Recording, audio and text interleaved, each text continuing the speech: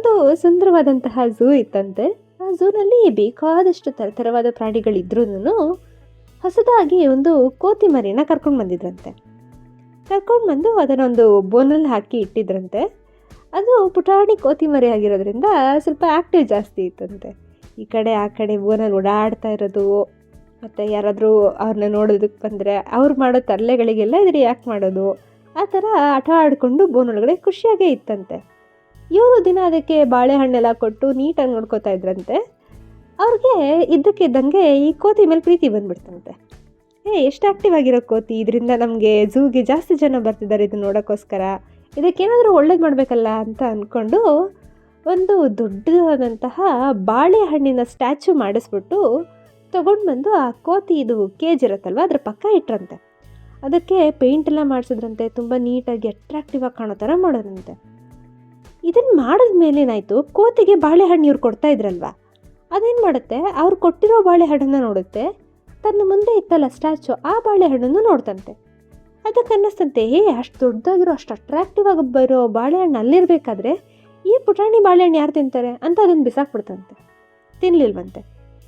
ಸರಿ, ಏನೋ ಇವತ್ತು ಬೇಜಾರಾಗಿದೆ ಅಥವಾ ಇಷ್ಟ ಆಗಿಲ್ಲ, ಅದಕ್ಕೆ ಹಸಿವಿಲ್ಲ ಅನ್ನೋ ಕಾರಣಕ್ಕೆ ಬಾಳೆಹಣ್ಣು ತಿಂದಿಲ್ಲ ಅಂತ ಝೂ ಕೀಪರ್ಸ್ ಅಂದ್ಕೊಂಡಂತೆ.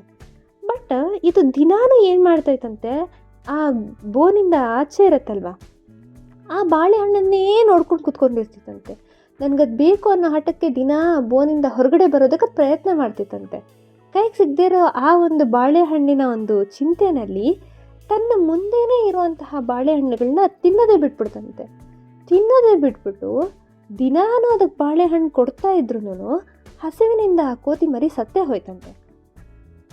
ಈಗ ನೀವೇ ಯೋಚನೆ ಮಾಡಿ, ಆ ಕೋತಿ ಸತ್ತಿದ್ದು ನಿಜಕ್ಕೂ ಅದರ ಹಸಿವಿಂದಾನಾ? ಖಂಡಿತ ಅಲ್ಲ. ಯಾಕಂದರೆ ಅದರ ಕಣ್ಮುಂದೆನೇ ತನಗೆ ಇಷ್ಟವಾದಂತಹ ಆಹಾರ ಇತ್ತು, ಆದರೆ ಅದು ತಿಂತಾ ಇರಲಿಲ್ಲ. ಯಾಕೆ ಹೇಳಿ? ಯಾಕಂದರೆ ಆರ್ಟಿಫಿಷಿಯಲ್ ಬಾಳೆಹಣ್ಣಿನ ಆಸೆಗೋಸ್ಕರ. ನಾವು ಅಷ್ಟೇ ಸೋಷಿಯಲ್ ಮೀಡಿಯಾದಲ್ಲಿ ಯಾರ್ದೋ ಒಬ್ಬರದ್ದು ಲೈಫ್ ನೋಡ್ತೀವಿ, ನಮ್ಗೆ ಅವ್ರ ಲೈಫ್ ತುಂಬ ಚೆನ್ನಾಗಿದೆ ಅನಿಸುತ್ತೆ, ನಾವು ಹಾಗೆ ಬದುಕಬೇಕು ಅನಿಸುತ್ತೆ, ಅದೇ ಲಕ್ಸುರಿ ಅನಿಸುತ್ತೆ.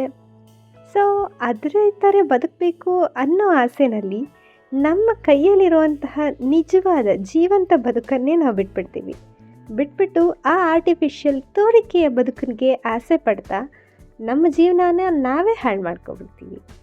ಸೊ ನೆಕ್ಸ್ಟ್ ಟೈಮಿಂದ ಬೇರೆ ಯಾರ್ದಾರು ಜೀವನನ ನೋಡಿ ಅಯ್ಯೋ ನಾವು ಹಂಗಿಲ್ವಲ್ಲ ಅಂತ ಅಂದ್ಕೊಳ್ಳೋಕೆ ಮುಂಚೆ ನಿಮ್ಮ ಕೈಯಲ್ಲಿರೋ ಜೀವನನ ನೀವೇ ಒಂದ್ಸತಿ ನೋಡಿ, ಎಷ್ಟು ಸುಂದರವಾದಂತಹ ಜೀವನ ಇದೆ, ಎಷ್ಟು ಒರಿಜಿನಲ್ ಆದಂತಹ ಜೀವನ ಇದೆ ಅಂತ.